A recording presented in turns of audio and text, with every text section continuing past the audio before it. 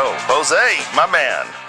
I cannot believe I'm here. I can't believe you're here either. I'm so happy, Joe. I remember when, people began telling me, hey, Joe Rogan, and I was like, oh, Joe Rogan, what? Because I'm always lost, right? Yeah, Joe Rogan loves Bazaar. Yes. Loves Bazaar in Las Vegas. It's my favorite restaurant in Vegas. Loves Bazaar meat in Las Vegas. And I'm like, really? Shit. And you're happy every time you listen that anybody likes your restaurant. Well, your restaurant is set up so good. When you walk in, those Argentine grills are going with the live wood fires. Oh, and you smell the steaks right when you walk in. Oh, it's perfect honeypot. Because if you're not hungry, you get hungry the moment you walk in the door. So Bazaar, I opened first one, oh my God, over 15 years ago in LA, in this hotel, amazing hotel, SLS, by Philippe Stark. Sam Nazarian was the brains behind the whole project.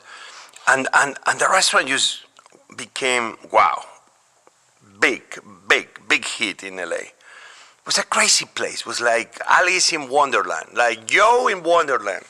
But then when we were opening SLS, the same hotel in Vegas, we were like, let's do Bazaar, but something else.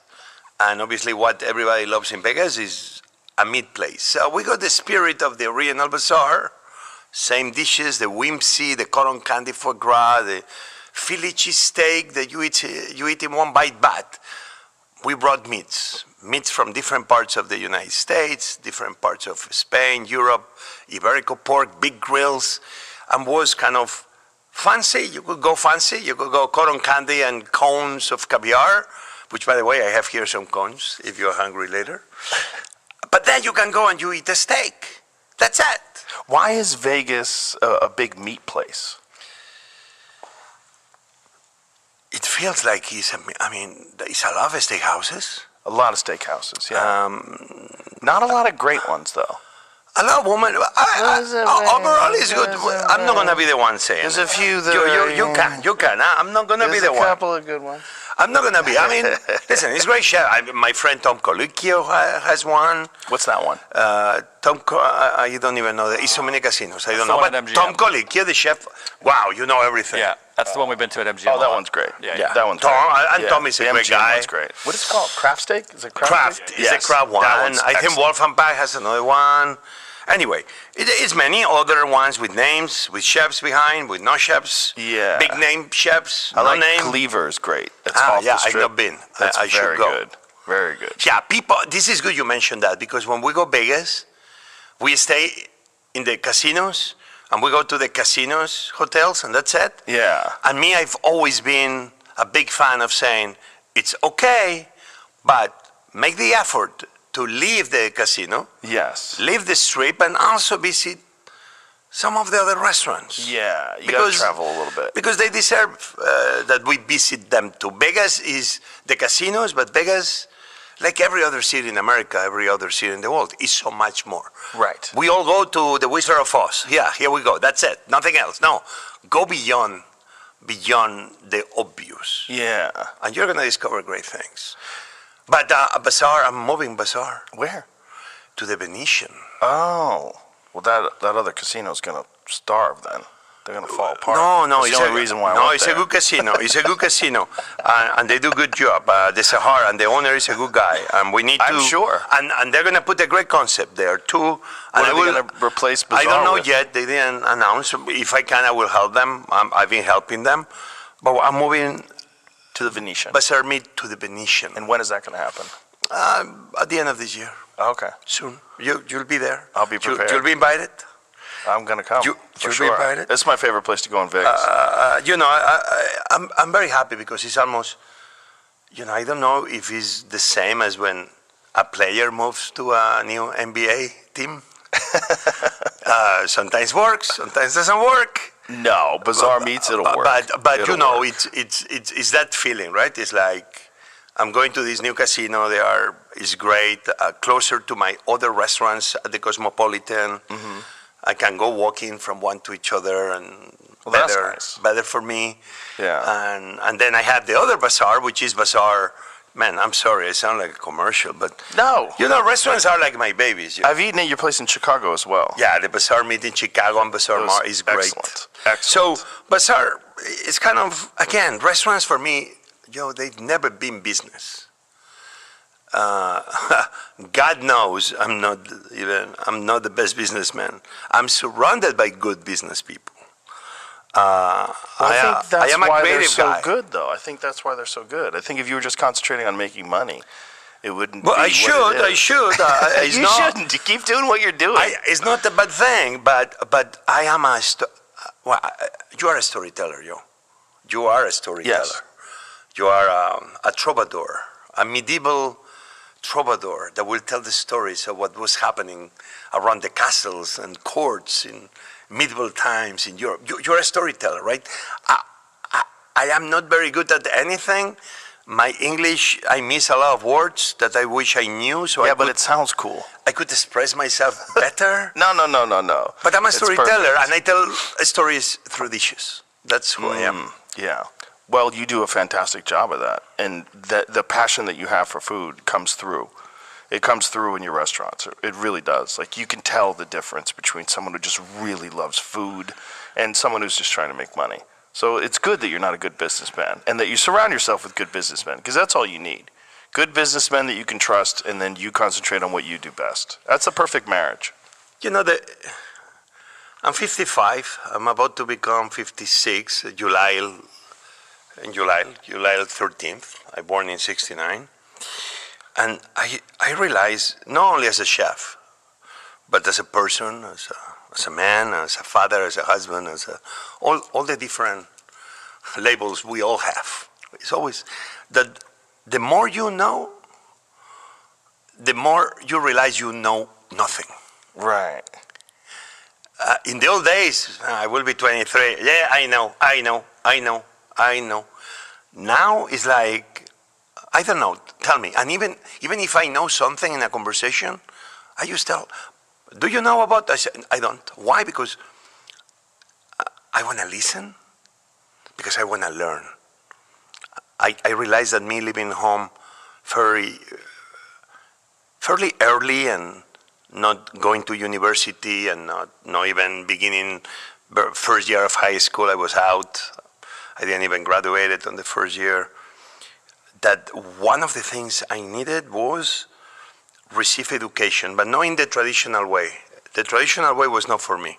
Just being there 8 hours a day listening to all the 100 kings we have in Spain growing up, like, why I need to know?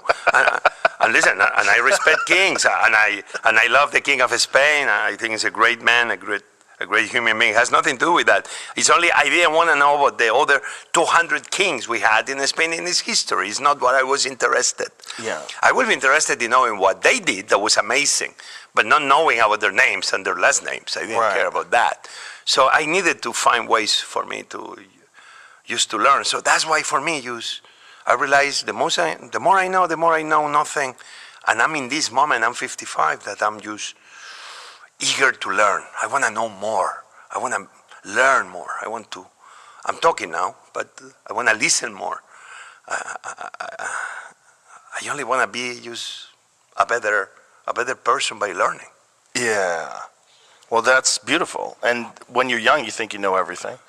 And as you get older, there's a quote by, I think it's Dennis McKenna said this, that as the bonfire of enlightenment grows, the surface area of ignorance is exposed. So the more you learn, the more you realize there's so much you don't know. Whereas as you're young, you think, I figured it all out. And then as you get older, you're like, there's so much I don't know. Not only that, there's no way I can know everything. It's not possible. That's why fools argue about things that they don't know. Instead of just going, what is that? How does that work? Instead of actually being genuinely curious, fools like to try to pretend that they know more than they know. It's not possible to breathe underwater. Don't pretend you can. It's not possible to know everything. You just can't. There's going to be people that know things that you don't know. Celebrate that. Enjoy it. You know, I think that's one of the best things that's ever happened to me through this podcast is I get to talk to so many different people that have lived so many different lives and have so many different passions and so many different interests and so many different things that they've studied. It's an amazing education. But I was a lot like you. I did not want to sit in school. Whatever ADHD is, I have it.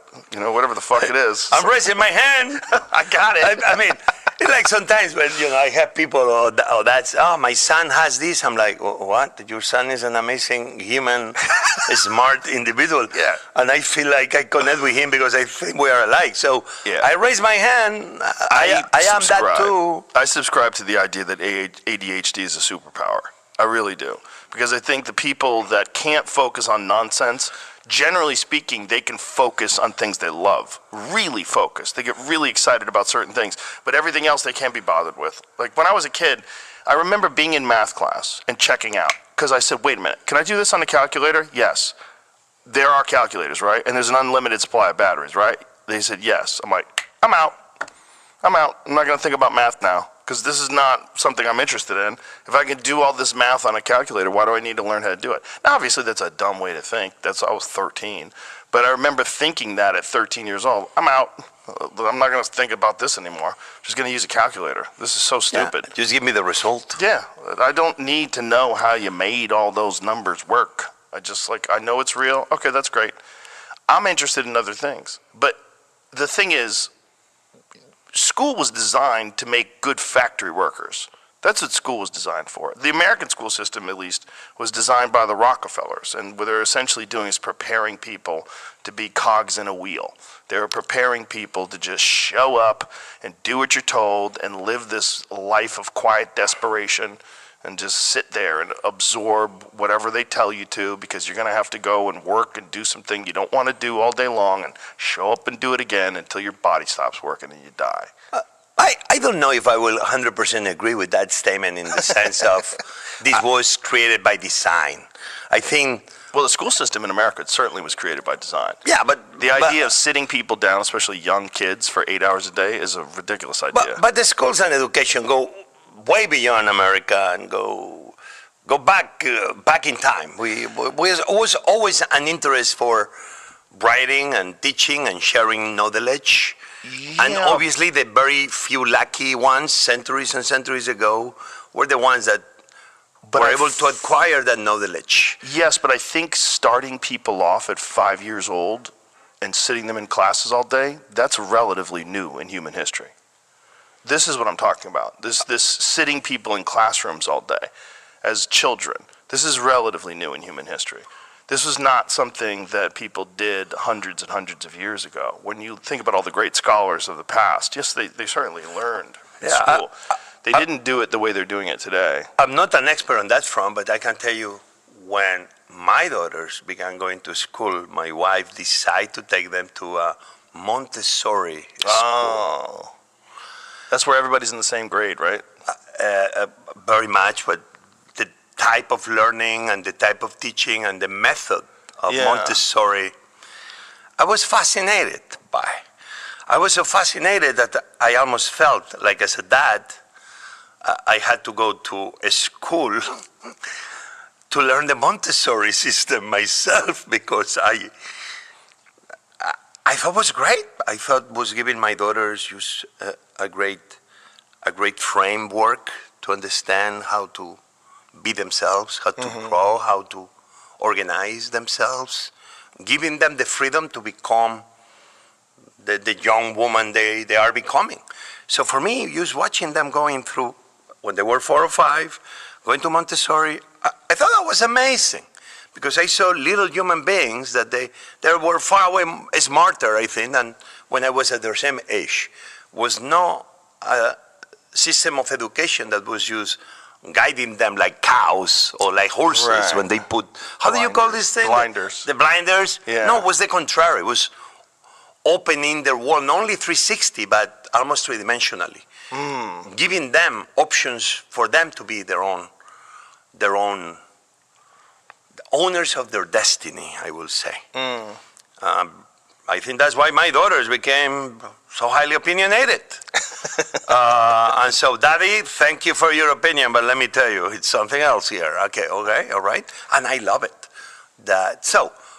Yeah, I'm not expert on education, or I see your point, but still, I'm not going to lie to you, yo. I wish that in the same time, the same way I told you I didn't go through proper education, in many ways, I wish I received a slightly more proper education. Like, I learned business hitting the wall every time. You know, Winston Churchill, they claim he said that success is going from failure to failure without losing enthusiasm.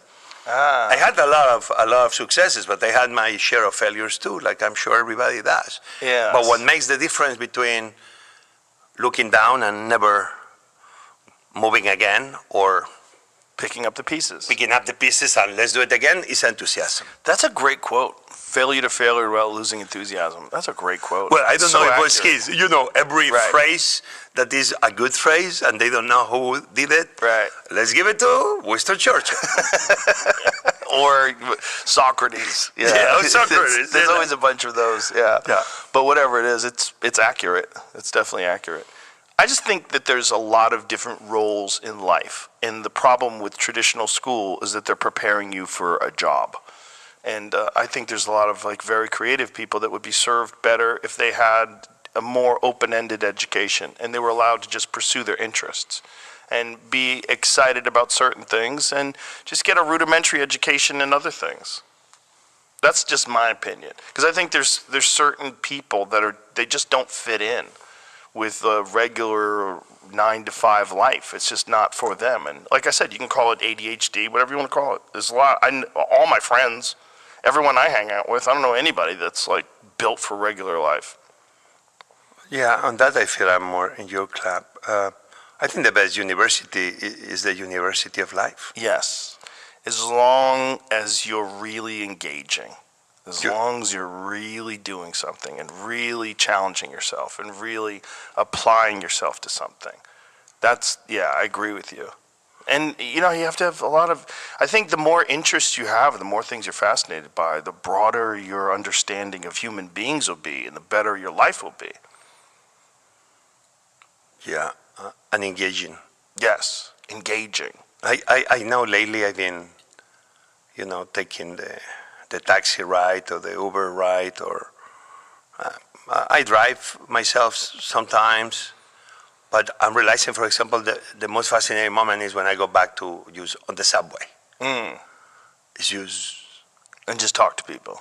Or it's meet just somebody, great. Or see people. People watch. Well, I mean, in your case, everybody will recognize you. In my case, yeah, people may recognize me too, obviously in DC, New York. And then things happen. So you have to engage for all these things of education, as you said, Yeah. to happen. Yeah. Because, it's the only way things happen. I mean, I have this new book. This is another commercial, Change the Recipe, which I'm touring right now. And I say one of the quotes I give is very important to me. I mean, it's a phrase probably you heard often, many times before, that life starts at the end of your comfort zone. Mm-hmm. You and I were talking about education. Yes. That means that the true education happens at the end of your comfort zone. Right.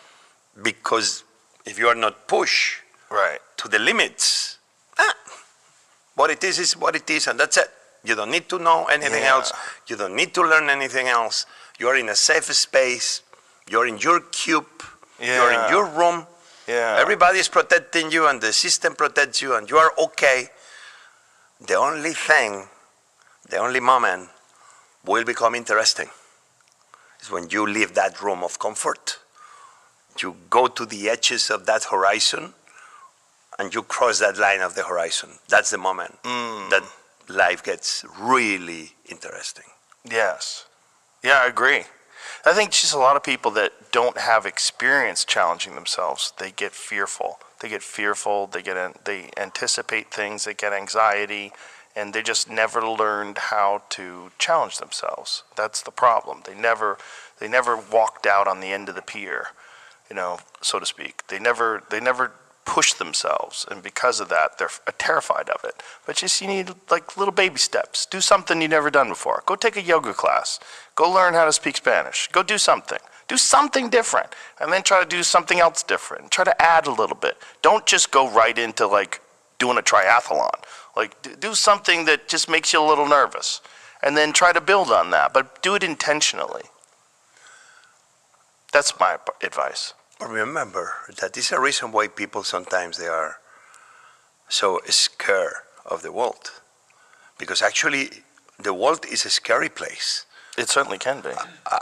I think the world is a wonderful place, but for centuries, for thousands of years, humans, planet Earth is beautiful, but the world is full of dangers. Yes. You just get lost in a forest. Yeah. Without anybody, without anything, even without a knife. Yeah. And things are gonna happen. Yeah. A scuba dive in the waters, in the dark ocean. Dangerous. There are things moving in the water. Yes. Things are complicated. If you are trying to feed yourself, is this mushroom poisonous or not? To be a human. I'll get coffee. To be a human for centuries, for thousands of years, was a dangerous place. So I'm only saying that this is part of the DNA, that is part of who we are as humans, that we want to be in a place we feel protected. Yeah. And equally, we want to protect our loved ones. Yes. So it's just a human natural response through the evolution of humanity for thousands of years. That is true. But also, to the contrary, when you take risks and then you get rewards from those risks, you then start getting very excited about taking risks. You get excited about adventure. You get excited about doing things where you're not certain how it's going to turn out. Like you opening up the new Bazaar Meats at the Venetian. Who knows? Who knows? I think it's going to be great. But who knows? Like new things, new challenges. New challenges are exciting. But that's why humans, even sometimes we feel we want to be alone in a cave. That's what you're saying before. On the top of a mountain, right before I came in. You were saying that you want to open up a restaurant where only 4 people can go. Yeah. You have to get to the top of the mountain. And you have to walk. 20 miles. Yeah. And if you get there and the 4 seats are taken, you have to wait. You have to camp until next day. That's it. Camp out. Yeah. Yeah. Yeah, and and no bottles of oxygen and all that No crap oxygen. that people Fuck that off. go to the Everest do. Yeah, that's ridiculous. Yeah, I don't get it. I don't get it. Yeah. Big line of people waiting Yeah. to say, I got to the top. Yeah, I got to the top and they had 10 guys carrying their Yeah. belongings. Right, Sherpas, and the Sherpas and their oxygen bottles. It's like, actually, if I was any of the countries that controls the access to all those amazing mountains, all the top, the 8K, the Aconcagua and the Everest and all the big peaks, I will make it mandatory that you have to go on your own. You could argue that, okay, but then scuba diving, you are using air. Why is scuba That's diving? different. Okay, but I want to be fair. It will be an argument, no? And Jose, you like a scuba dive. You can go down into the ocean and you can bring air, but I'm going to the Everest and I cannot bring air. But I take my bottle with me. I don't litter the bottom of the ocean as I scuba dive. I leave the ocean as I found it. That's the real problem with Everest, is the litter. And the human waste. Tons of poop. Just human poop all over the side of this frozen they're not going to mountain. be holding their poop. I get it, but I get it too, but they it's can put it on crazy. the bag, maybe, and take it with them. Well, they can't even take the bodies down. The When trees, people yeah. died there. How many bodies are on the side of Everest? Well, as How many bodies? How many bodies are on Everest? climate change, it's Got to be dozens. taking down some of the ice and the snow and Listen, bro, there ain't no climate change up there. That's gonna be cold for a long, long. I don't know. I've not been, not yet, but who knows? But some ice is disappearing. Yeah. How many? Well, it says over 3 people have died and many have been unclaimed. This doesn't say that number. Over 30? Over 300 have died. 300 have died. It says many have been It's a very unclaimed. dangerous thing. Even Yeah. 200 less and bodies less. approximately still on the mountain. Yeah, they have like, there's a map where all the bodies are. But I see your point. But this is an interesting tribe that people want to go to the top peaks. Even myself, I thought about it. Like, do I do that one day? Because, as you grow older, it's like I have all these things I want to do in life, and I want to do check. Yeah. I want to go Joe Rogan. Will he invite me to his show? Like, let me send him a text message. Check. Here I am. So maybe one day I should do it. But I want to do it in a more, like the old days, in a more. I need to get probably in better shape to do. Well, I think the first guy that did it died. What was the first? Something like that. His body's still up there, I believe. The first guy, they think he made it up to the top. And it still is not proven. His body's on the way down. So they don't know if he actually made it and died on the way down or if he died on the way up and then the second guy made it all the way up. But, yeah, not good. Without oxygen in particular, very difficult to do. So you mentioned about the tribes, right? The tribesmen. And The we Sherpas? and before that, we were having the conversation about the world is a dangerous, Yes. it's a dangerous place. That's why we like tribes, because Yes. because the world is a dangerous place, so we feel unprotected by things, by life, Right. but everything that surrounds us, and that's why then humans we had to be part of a family, part of a little tribe that then became bigger. Because we cannot all be good at everything. Like you like your friends, me like my friends.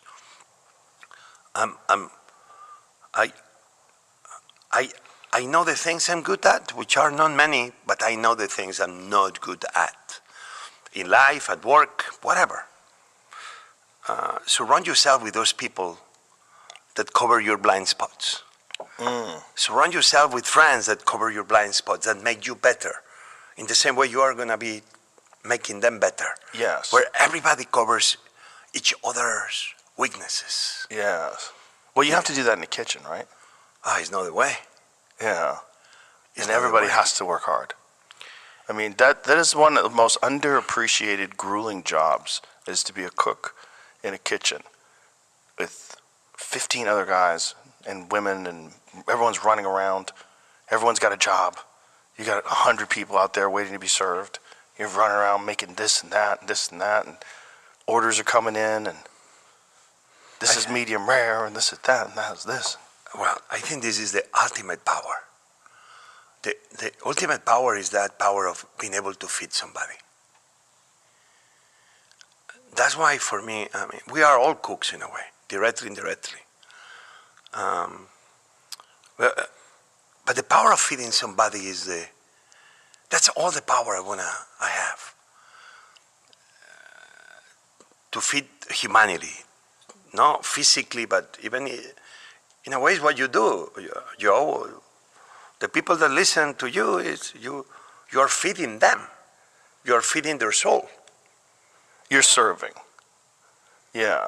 You're But serving feeding people. is but you're feeding, I'm Feeding them feeding food, but information. we are all feeding each other. We're feeding each other with hope. We're feeding each other with respect, with dignity, with love, Right. with food. Yes. But it's about feeding. Yeah. I'm gonna feed you, Yes. and I know you're gonna feed me back. Yes. So in a way, restaurants for me, I love that my culinary profession. Agreeing with you, it's a hard one. Has come a long way. Has come a long way. I'm talking about 30, 40 years ago, even in Spain.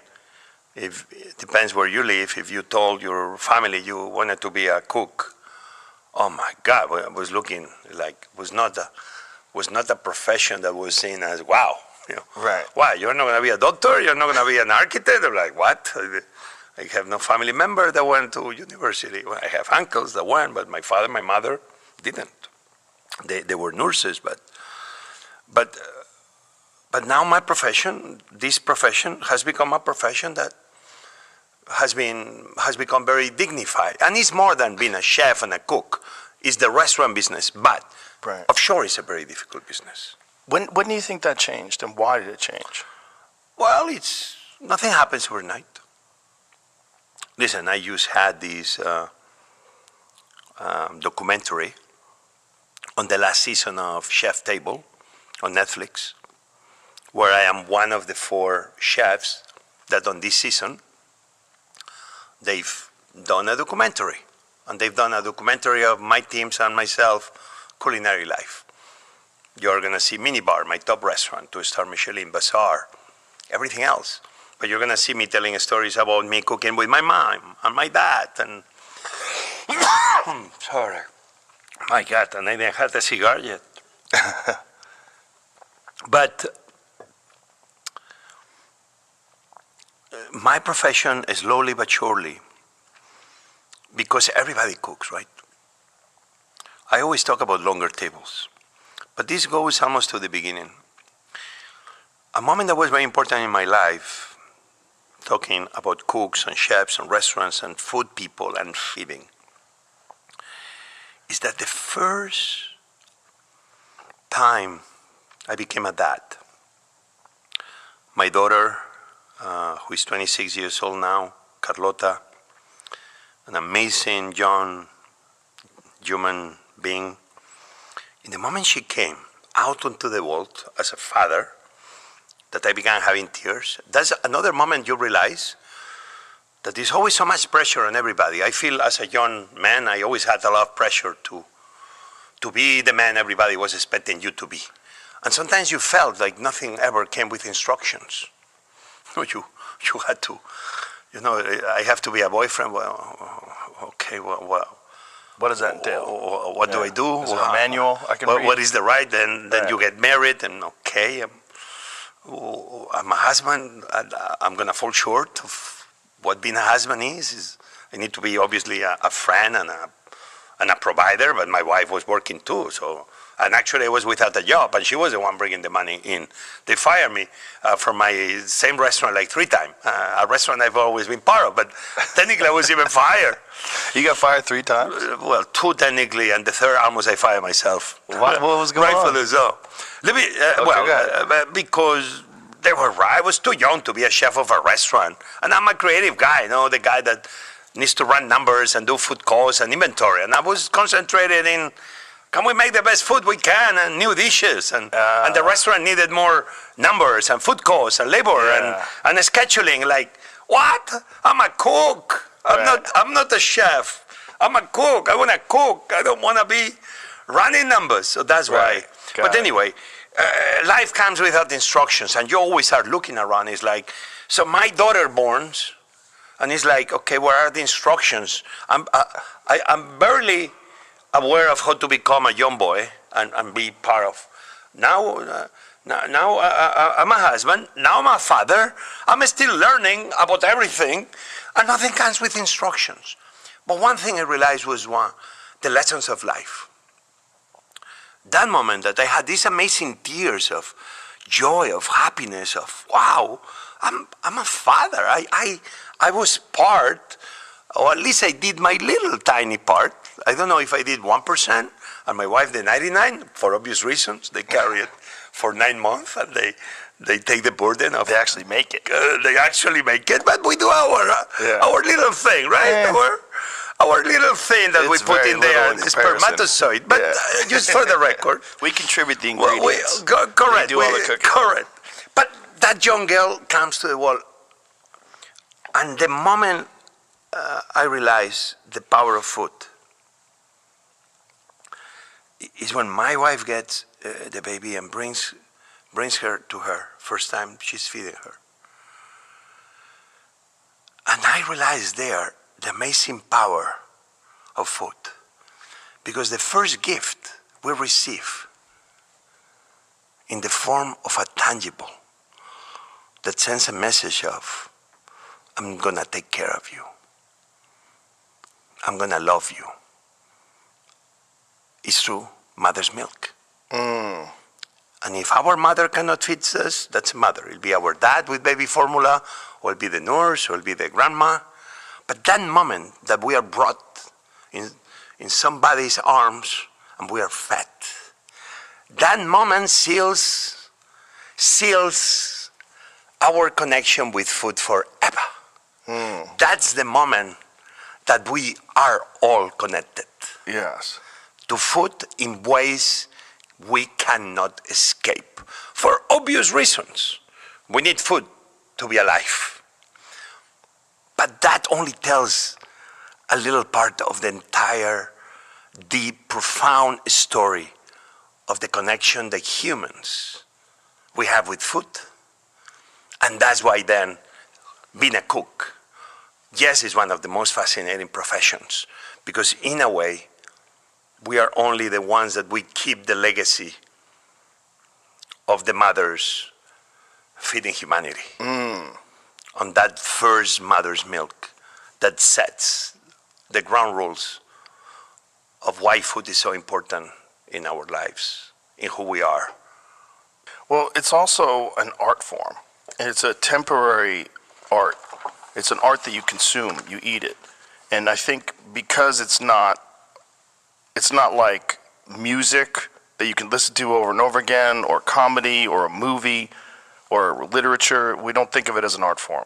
I didn't realize it was an art form until I started watching Anthony Bourdain's show, No Reservations, the original one on the Travel Channel. And then from being like really a big fan of that show, I realized like, oh, this is art. And because of his narration was so brilliant because he wrote all the descriptions of the cultures that he would visit and the people and the descriptions of the chef. You could tell it was all in his language. It was in his mind, and he wrote it all out. He didn't have writers and script writers. He wrote all the narratives. And I think then I realized through his passion for food and his passion for cooking and his deep appreciation for other chefs. It wasn't about him. And he was always very self-deprecating to his own abilities to cook. It was about other people and how amazing these people were and how he loved to go and visit them. And sometimes it was someone's mother that would be just cooking Sunday sauce, some Italian mother, and he would have someone translate what she was saying. He would ask questions. It's like, then I realized like, oh, this is an art form. And I never considered it was an art form until I was a grown man, and I was a little embarrassed by that. It was like, oh, that's a blind spot. Like, food is not just delicious. It's a form of art. There's something to it. It's just an unheralded art form because everybody needs it, and it's not always art. Like, Twinkies aren't art, but it's food. It's calories. You need to consume it to stay alive. You need food. So you don't think of it, but when it's done with passion and when it's done in this creative way, it's like you talk about it forever. It's amazing. It's like going to see an incredible concert, or it's like going to see a movie that just rocks your world. It's the same thing. It's just someone expressing themselves through a medium, and that medium is food. And it's the one medium that we all consume. Everyone consumes that medium. When I talk to people and they say, I don't really care about food, it's just fuel for me, I'm like, well, you're an idiot.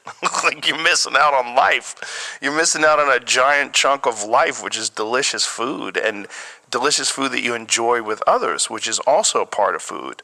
Enjoying delicious food by yourself is not nearly as fun as enjoying delicious food with other people. There's something communal about it, which goes back to our tribal ancestors sitting around the campfire enjoying something that we cooked. And our mother feeding us for the first time. Yes. I miss Tony. Yeah, me too. Me too. I miss Tony. I did. We did few shows together. He'll always invite me. Eric Rippert, he did many shows with him. And we spent a lot of time together, especially Januaries. We'll gather in the Cayman Islands. We did that for 15 years, for 1 week every January. Oh, really? Why the Cayman Islands? Because Eric has a hotel there, a restaurant. Eric Rippert, the nicest, talented chef, Le Bernardin, restaurant of restaurants. And Eric, Tony, and myself, we call ourselves the Three Amigos. And we'll spend time together, smoking a cigar, doing nothing, walking on the beach, scuba diving. So when Tony decided just to moved to his next stage in life and left us. I was in Guatemala. I was actually with World Central Kitchen. Was a big volcano there, Volcano Fuego. And it broke my heart. I remember speaking to Eric that day. And just what happens was that less than a month before I was with him in North Spain, Asturias, where I was born, shooting what it became his last show. And for me, obviously, that was a hard moment, because it's not like I lost a friend in a very selfish way, and Eric, and I know so many hundreds of thousands, millions around the world lost a person that, in so many ways, he's probably listening to us, Joe, and in so many ways, when I listen to you, you sound like him. Well, Tony speaks like Tony, and Joe speaks like Joe. But in a way, you are like soulmates. And Tony always had those words of wisdom. He always will be the voice of the voiceless. He didn't mind to speak his mind. He was a very straightforward shooter. He didn't try to piss anybody off. Only he wanted to be Tony. Right. Respectful, but Tony. And because that, forever, we will miss Tony. Even I think he never left. He's here. He's in so many parts of all of us. Yeah. Because his way of telling stories, he waits to listen to the people telling those stories, and him becoming the medium of making sure that we will learn that the world was a beautiful place. Yeah. I remember the story he did about Iran. He went to Iran. Like sometimes you think about Iran, and if you read the news, it looks like the people of Iran, and you see the show, they're like, man, Iranian people are great people. Yeah. Blame the leader, maybe, or the leaders, but the Iranian people, they're good people. They're like you and like me. Of course. That's maybe all look people. different. Yeah, that's maybe all they have a people. different language. Yeah. Maybe, and obviously we know a lot of Iranians who are here in America, and they're wonderful people. So his show, what he did, the legacy of Tony, is that he showed us that the world is not such a scary place, that it's okay to open yourself to the world. What we were talking before about people that they get into their cocoon and they don't want to move beyond their comfort zone. Tony showed us that the people that are not like us, they're actually okay. They're just different people that they're going to expand our horizons and our thoughts about life. That was Tony, and he did it through food, and he did it through his amazing, amazing poetry. Yeah. Yeah, that's perfectly said. Yeah. It took a long time for me to be able to watch a show after he was gone. I love the painting you have in the entrance. Yeah. I didn't cry because lately I've been trying to hold my tears, not because I feel a man should not cry. I'm a guy that cries easily, and I love it. But when I saw it, first thing, I come out of I open the door, and there is this beautiful big portrait of Tony, and I'm like, okay, I have a feeling I'm home. Yeah. I've got a couple. I've got another one I'll show you that I have that's in another part of the studio. I got a lot of art in the studio, luckily. You do? It's nice. I love art. I just love being around people's expressions, different things that people have created. I just love things that people make. If there's anything that I couldn't live without in this world, I need to be around people's creations. It's very important to me. I like seeing it. I like it to be all over the walls. I like it to be everywhere. I like to touch it. I want to see it, and when I found out he was gone because my friend Maynard, he's the lead singer of Tool, and Tony had really gotten into jiu-jitsu, and that's how one of the ways I was friends with him before that. But that's one of the ways that Tony and I got closer is that he knew I was a black belt, and I've been doing jiu-jitsu for decades, and so he would ask me questions, and when we were doing the show together, it was really funny. When I did one episode of No Reservation, we went pheasant hunting in Montana, and part of the day, he's asking me how to finish darce chokes. So he and I are on the ground, on the dirt, and I'm saying, now when you're in this position, I'm showing him how to strangle people in the dirt. So we're like wearing hunting clothes and boots and everything like that, and I'm like, no, this way, and then trap the head here and turn it like this. So I'm like, now do it to me, like we're working with each other like on the ground. And he's like fascinated by this martial art, and I thought it was wonderful because like he's this sensitive, creative, poetic guy, but he found the beauty in jiu-jitsu, which is like, to the outside person who's the uninformed, it looks like this brutal caveman activity, but it's not. It's a very complicated, intelligent, creative martial art, and he was obsessed with it. And he didn't start doing it until he was 58 years old, which is kind of crazy, but he really got obsessed with it. Entered into tournaments, age-appropriate tournaments, and did really well, and was training every day, sometimes twice a day. Like was taking private lessons, and like really got obsessed with it. I can tell you that because when we were shooting in Asturias and few other places, Cayman Islands, one of the things he always did is finding out where was the local jiu-jitsu hanging place, and it's very funny. In Oviedo was a place, and he will go there, and for 1-2 hours he will be just fighting against local guys. So it was fascinating to see how even on weeks that he was supposed to be concentrated on shooting, he always found time to do what he loved. So Maynard got his black belt recently, and Maynard was also like very into jiu-jitsu, and he was joking around like maybe one day he and Tony would have a celebrity jiu-jitsu match. So I'm in Chicago. I'm doing shows in Chicago, and I get a text message from Maynard and says, so much for that celebrity jiu-jitsu match. And I'm like, what does that mean? And so I'm like, I don't even know what that means. That was the moment. And then I Google, and I have this feeling, and then the news, and then it all hits me. I'm like, oh, fuck.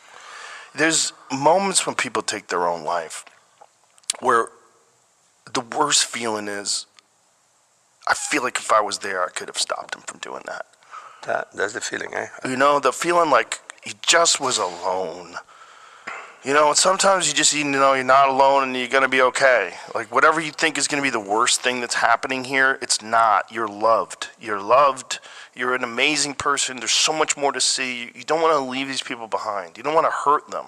You don't want to hurt these people in your life. You don't want to hurt your family. You don't want to hurt your daughter. You don't want to hurt your wife. Don't do it. I know it feels impossible, but it's because you're alone. And it's, sometimes, I don't know. Maybe I wouldn't have been able to do anything. Maybe I'm wrong. But there's that haunting feeling that I could have talked to him. I could have, man, that feeling fucking sucks. That feeling of, if I had just have had if I was there with him, I think we could have had some laughs. We could have joked around about some stuff, and we would have been okay. That's, I bet you feel the same way, right? And I think that's something I didn't close yet. Obviously, I'm not going to talk on behalf of Eric, but Eric was so strong. And Eric obviously was shooting with him in France when that happened, and actually is the one that found him in his room. And I understand that feeling because I'm still going through it. And it's okay to feel responsible because that means you care for those people. But the message here is that we all need to be checking always on each other. Yeah. That's what friends are for. Obviously for the celebration of your team winning the NBA or having a beer or the birthday or a party or celebrating life or playing darts or just having beers with no plan. What are you doing tonight? Yeah. I'm having a beer. I'm joining you. Great. That's great. The celebrations, that's what we're here for. But the true moments of friendship obviously are those moments that even Even you show up when you are not invited because you feel something maybe is off. And it's okay to knock on the door.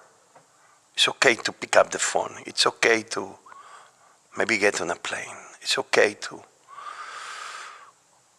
And obviously, I guess like you now, Joe, that I'm learning about and gives me joy to see that here another person that really loved Tony. And Eric and myself and so many others around the beautiful life of Tony. That we wish we were there, right? Yeah. So I think if anything, I don't think it's a lesson. It's only, let's always be there for each other. Yeah. Let's always be there for each other. And let's all be, even if, especially when we disagree about anything, Yeah. just let's be kinder to each other even on the disagreements. Yeah. Of the people you know and of the people you don't know. Right. Because we are all more connected than we think. And what we say and our opinions, they may be touching and affecting somebody else. Somebody else we know, somebody we don't know. So that's okay to celebrate the good times and agree all the time when we can, but there'll be moments that you don't, or moments of sadness, or moments of hate. Or just be kinder, even in those moments of disagreements. Yeah. If anything, that's the lesson I always take with me. Because you don't know what anybody may be going through. Right. You don't know what anybody may be going through. Another lesson that I've taken with me is that any conflict that I've ever had with a person, even if I was correct, even if I was right in being angry, even if I was right in the mean things that I said, I never felt good afterwards. But every good interaction that I've ever had, where maybe me and a person disagreed, but we came out of it smiling and hugging, and we found common ground, then I feel great. Always feel great. You know, there's going to be people that you run into in life that are stubborn and they don't want to avoid conflict. They want that conflict. They feed off of it. They're stupid. Whatever. Not even stupid. They're on a bad path. They have a bad programming. They have bad, whatever the patterns of behavior that are ingrained in their consciousness. They're unforgiving, and they have this way of living their life, and it's not a good way.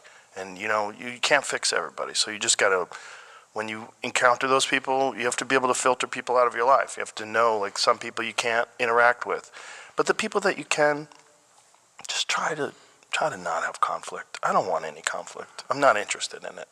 I'm good at it. I know how to do conflict. I literally do it professionally. Sure, you can break the neck of anybody. But I mean, even verbal conflict, I'm not interested in it. I'm not interested in physical conflict, and I'm not interested in verbal conflict. I'm just not. It's not what I like out of life. What I like out of life is fun and joy and being around interesting people and challenges and doing difficult things and creative things and learning about myself, learning about other people, learning about life. Conflict is just a distraction from your own personal demons, for the most part. It's a lot of what it is. When you're angry at other people, a lot of times you're really distracting yourself from the things you don't like about yourself. It's a flaw. And I try to filter it out as much as possible in my life. I'm not interested in it. Yeah, I'm trying to become the best version of myself on that. It's the second most important word we can always use in our vocabulary. The second most important one is thank you. But the most important one is sorry. Yeah. Because thank you, people have a hard time saying thank you. Me, I try to use the word thank you often, as much as I can. But because God knows I'm an imperfect man, the word sorry is the one I also try to use as quick as I can. Yeah. And mean it. And mean it. Yeah, that's the thing. Don't say sorry because you want someone to not be mad at you. Say sorry because you're actually sorry. And you are doing your best to change your effort or your behavior or the way you raise your voice or you. Yeah. But thank you is important. Second most important is sorry. Yeah. Because it takes humility to say sorry. So a lot of people will never say sorry. That's terrible.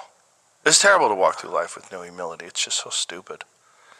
Just such a silly way to go through life with no humility. Like, why? Life is such a beautiful place, especially when you are in, obviously in cities you can see how beautiful life is even, but when you are in nature and you're seeing the sunrise, or you're seeing the sunset, or you're seeing the moon, and you see how little you are, Yeah. how insignificant you are, but at the same time how God gave us this power to be part of this amazing universe we are part of. Mm-hmm. And then you are thankful there because you are like, oh my God, I am part of something so beautiful. And we all occupy a space on that universe. Mm-hmm. And the space we occupy should be to don't make it worse. If anything, leave it as it is. And if you can, do whatever you can use to make it a little bit better. Right. And that's our destiny in this universe. Yes. You only need to don't fuck it up. That's Don't it. fuck it up. And if you can do a little bit Yeah. more, even better.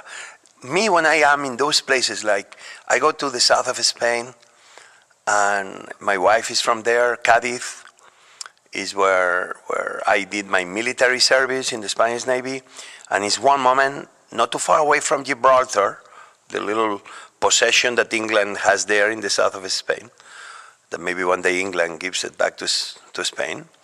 There is a place that almost you can touch Africa. You feel like you can, with your finger, touch Africa in the Strait of Gibraltar. And it's just like, even a movie cannot recreate the amazing place you are with birds and the oceans, the Atlantic Ocean and the Mediterranean, and two continents that want to love each other, but they are separate by that body of water. There, I look, and I began circling my head in 360 degrees, and I'm like, oh my God, what a beautiful planet we live in. Yeah. Let's not fuck it up. What a beautiful universe.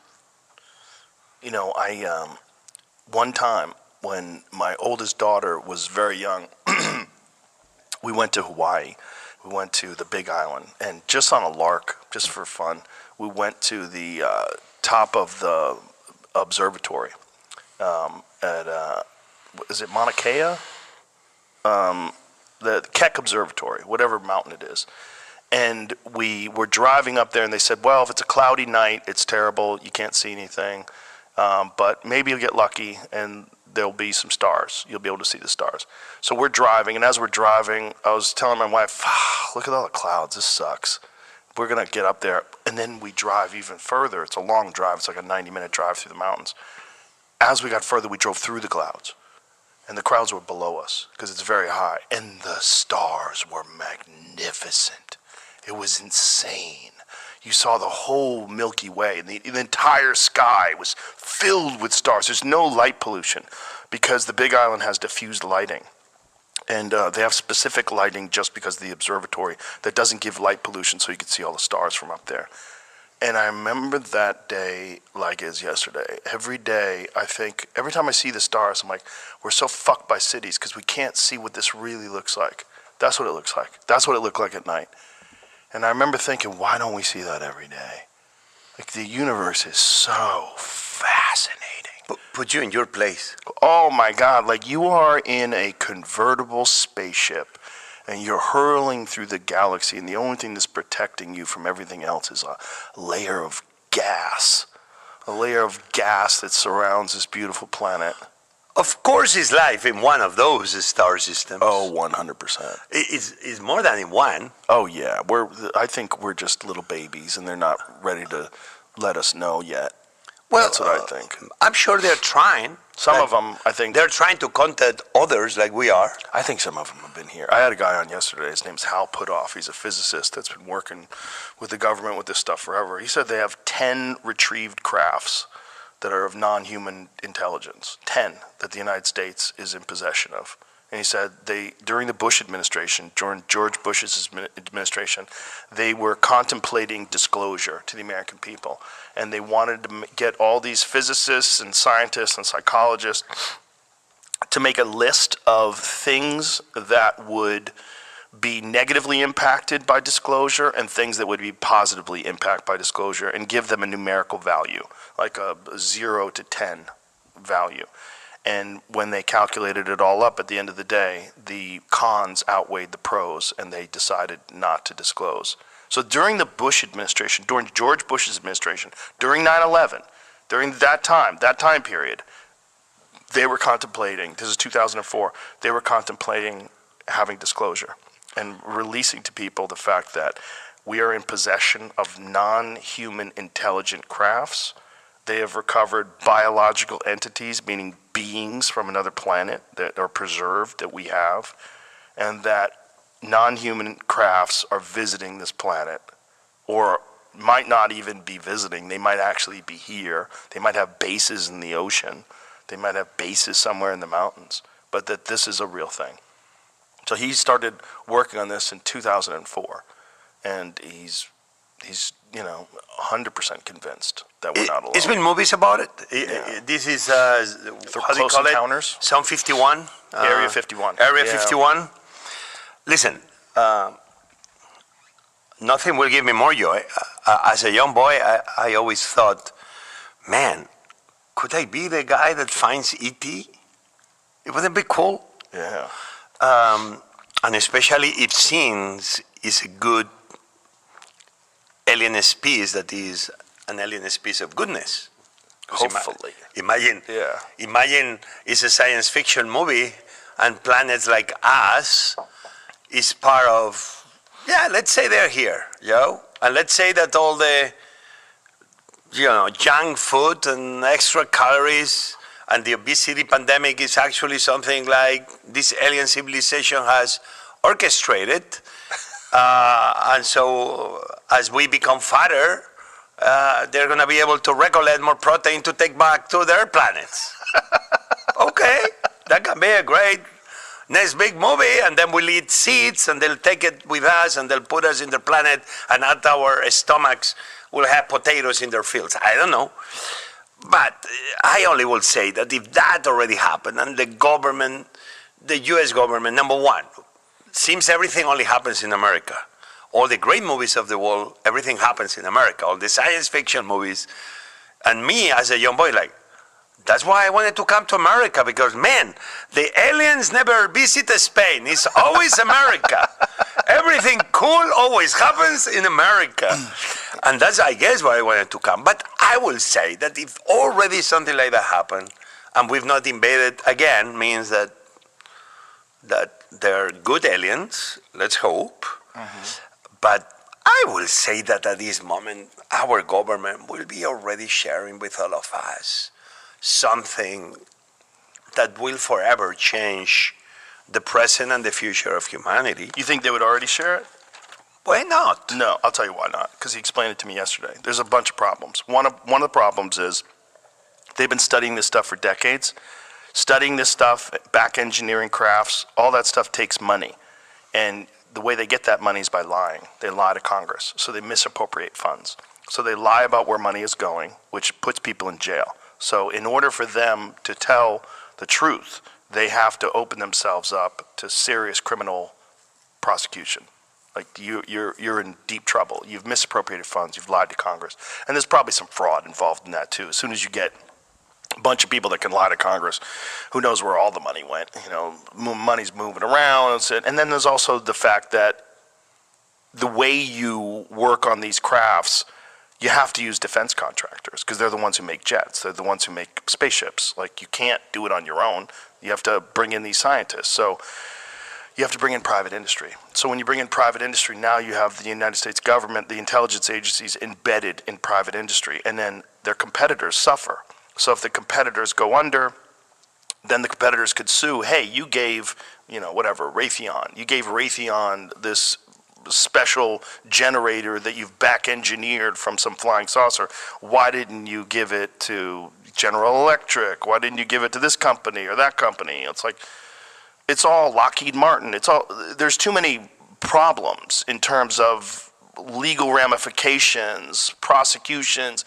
People are going to lose their careers. They're going to be brought in front of Congress. They're going to have to testify. The only way that they're going to really have disclosure at this point is amnesty. The government is going to have to say, listen, let's let the past be the past. No one's going to get in trouble. But for the greater good of humanity, we need to know what the fuck is going on. So tell us what's going on. And that's a tough So one you to mentioned swallow. about aliens living in the ocean. That's Yeah. Atlantis. Well, it's not Atlantis. But Technically, that's a it's thought. Atlantis, which is a city under the water. Which No, Atlantis was a city above. correct, but Yeah. technically somewhere submerged, and still they're looking for Atlantis. Well, they think they found The Atlantis. pyramids, and some of the Mm-hmm. drawings and paintings. That, I mean, we can go to Peru with the Incas, and we can go with the Mayas Sure, to yeah, yeah. Guatemala, and it's a lot of people that always have been trying to make connections Mm-hmm. of things they found that they say already we made contact in previous civilizations of Right. planet Earth. But I have a hard time believing that this has already happened. And I respect the opinion of obviously who looks, seems is an expert and spent a lot of time. And I see that you believe in it. The side of me that is the boy that will want to believe that there are other planets with people and we are not alone, I will be full of joy. Yes. So Hopefully. I Unless hope it's a that planet if there are of- good people and that happens, Yeah. that you and I and everybody else around the world, maybe that's the moment that the world becomes one. And all of a sudden we are all fighting. You remember what was the movie? Independence Day. Yes. If they are the bad guys, you and I, Yeah. you will be doing jiu-jitsu against an alien species, and me, I will be with 2 pens, I don't know, crushing their heads. But let's hope that they are more like E.T., Yeah. no like alien. Well, I would imagine if you look at the trajectory of human life on this planet, the world is safer than it's ever been. People are smarter than they've ever been. People are more aware. We have more access to information, and generally, people are kinder and less tolerant of evil than they have ever been before. There's still problems with just the tribal nature of human beings where, we're territorial apes. I mean, that's what we are. But I would imagine that if they are so sophisticated that they're capable of traversing solar systems, traversing galaxies and reaching us, they're beyond that stuff.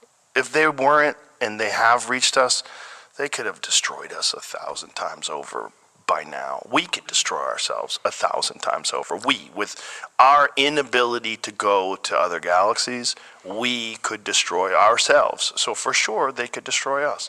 I don't think that's what they're interested in. I think we are an emerging civilization in the galactic sense. And I think that if you look at primitive man and you look at primitive primates and you look at current human beings and our technological achievements and all of our medical achievements and our ability to feed enormous groups of people and our concern about the environment and all the things that make us so special as human beings, I would imagine that that would be even more advanced with these species. I think that's the only way they're visiting us. I don't Obviously. I don't That's think you no get other to way. us. Yeah, It's no other way. You don't get to us if you're still tribal, territorial apes. Technically, they say that speed light will be almost, even if we are able to achieve a speed light, that our human body itself will not be able, Right. whatever that means. But now we see that we can be sending our conscience in other ways without our Physical body. physical body. This Yeah. could be happening one day. Me, what I know, the thing I'm interested in is I wish I will be alive when we put the first restaurant in the moon or the first restaurant in Mars, and I will be there just cooking for the first people arriving. I done my little part. Many chefs, they've done, thanks to NASA, their work, and they put their mark on food that has been sent to the space station. Yeah. I did it in 2016, 2017. My dream was to send paella, the Spanish rice dish, to the space You station. did? You sent it to the space And station? I was able to partner with a company called Axiom, AXIOM, which is one of the companies helping provide services to NASA to bring astronauts, and they will do it also with civilians to the space station, and was a Spanish astronaut, a Spanish-American astronaut called Lopez Alegria. And he's like, Jose, in Action, we will be interested if you want to do a dish, because we're going to be feeding all the astronauts in one of our first trips. And if you are up to it, and I say, yeah, what do I have to sign? And we send Iberico ham, we send paella valenciana, we send a pork dish with pisto, which is like a ratatouille, a Spanish ratatouille. And I did it. That's amazing. But you know the thing I did, which is the coolest? What? Because all of that brings new things and new opportunities.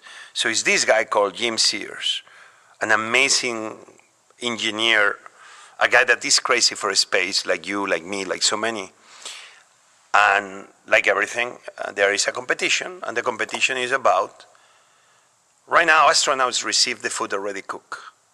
Come in those pouches, semi-purees, liquids that they pour into their mouth, and Yuck. blah.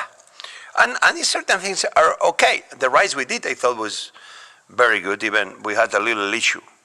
We tried to make the paella too by the book, and the paella at the end was a little bit too dry, as a traditional paella is, meaning the grains of rice are fairly loose and separated one from each other, which on Earth is a sign of a good paella. But in space, if you open the pouch, all of a sudden you start having all those little rice floating in the station, and there is the moment you want chopsticks. Like, oh my God. I was on the edge of collapsing the space station by sending paella, but what I've been working on with this guy I mentioned, Jim Sears, is that he came up with a kitchen that will be the kitchen, and he won a competition, the kitchen that astronauts could use one day, hopefully soon enough. This is it? Say it, and that Jim, amazing guy, Jim Sears, and it's 2 prototypes of this machine. He gave us the prototypes. My team has been working on them. Wow. Chorizo, macaroni and cheese. Space? Macaroni, that chorizo. Look at that's a cornbread.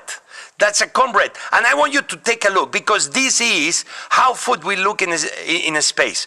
If one day we have a kitchen in the surface of the moon, or in Mars, that's a brownie. And if you are Elon Musk, if you're listening to this conversation, a space food will look like this kind of circle, this circumference, because that machine, what it does is centrifuge, like G-forces can go up to G14th. That's a lot of G's. And the reason is that we will send ingredients, but the ingredients will float.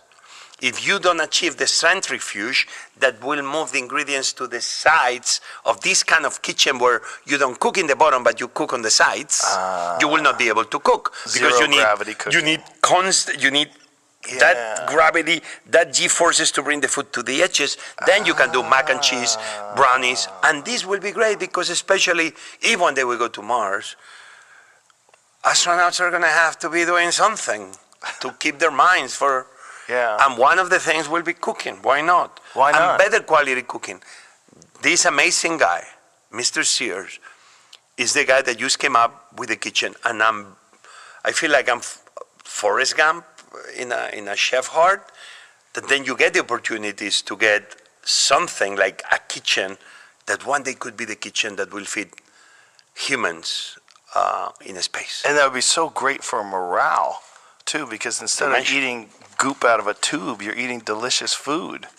So you can enjoy a real meal in space. What a genius idea to cook in a centrifuge, to spin it around so that it has gravity. It's only option if though you have like my rice floating in floating everywhere, and it's like, excuse me, hey, chicken leg, come back here. Hey, hello. It's like, hello, oh, the fish is going away. Red snapper, come back to me, baby. Yeah, you got it. But that's cool. So yeah, listen to me. I love science fiction. Comics about science fiction. Oh my God, I have a big collection of comics, of manga, and it has to do with food even more, but about the space even more. And yeah, one day I hope, yeah, we'll meet aliens, and they'll be good people, and we'll be great people, and hopefully we will not, we will not charge them any tariffs, so we can do good commerce. And maybe they will bring a different species of animals to increase our diet. Well, I would imagine. Let's hope it's that, okay? Yes. Let's hope it's that, and it's not, as I said, that they are waiting for planet Earth to be 10, 20 billion people, all of us obese. That's why the best way, people of America, the best way to fight against an alien invasion of planet Earth is that we all stay fit, we don't get overweight, and we are lean, a lot of muscle, not a lot of fat. Because that day, that alien civilization will learn that we are not a harvest worth having, because we are too lean and they cannot feed their own planets. Well, I don't think that's a good strategy because I think some of the most delicious food is wild game, and wild game is very lean. Okay. I think it's a terrible strategy. I think what we really, You're right. our real hope is that they've moved beyond that. I think our real hope is that they've moved beyond commerce. That's the real hope. I mean, everybody's all, look, I'm not saying communism is good because it's terrible. Communism doesn't work with human beings because we're not prepared for communism. But I do think that if we evolve past these primate instincts that we have, and we genuinely develop some sort of a sense of real intimacy and community with everybody on Earth, we would share resources. Totally. Yes, and our real fascination would be in contributing to, whether it's contributing to knowledge, contributing to art, contributing to whatever it is.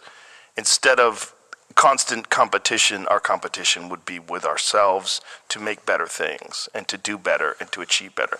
But that's going to have to come with, we're going to have to evolve past the way we interact with each other. And I think we're slowly doing that. I think human beings are slowly but surely doing that. And when you have like well-minded people who want to embrace Marxism and socialism, I think that's really the heart of it. It's like, it's a good idea at a bad time. We're not prepared for that as human beings.